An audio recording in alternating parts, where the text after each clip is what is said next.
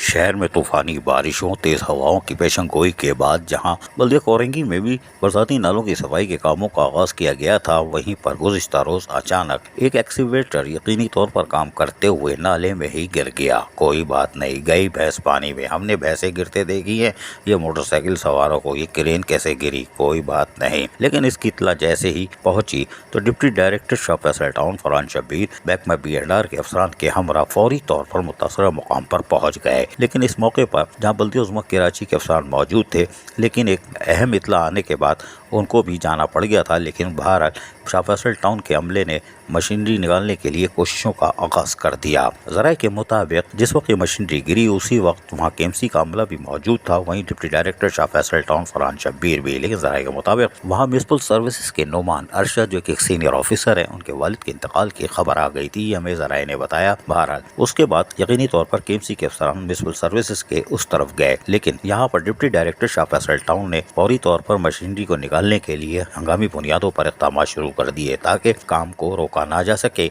और बरसाती नाले की सफाई को किसी तरह मुमकिन यकीनी बनाया जाए ताकि लोगों को बारिश या तेज़ बारिश जो किसी पेशन गोई की है उसमें सहूलियत की फराहमी में कोई मुदाखलत ना हो। यकीनी तौर पर ये एक अच्छी कार्रवाई थी और मेहनत कश और सरशनाज अफसरान ही फौरी तौर पर मौके पर पहुँच कर इस तरह के काम कर सकते हैं। अजीज़ आरिफ, KBS बल्दिया न्यूज़ कराची। ऐसी ही खूबसूरत वीडियोस फ्यूचर में हासिल करने के लिए रेड बटन पर क्लिक करके और बेल आइकॉन को प्रेस करके हम सबके सब्सक्राइबर बनना मत भूलिए।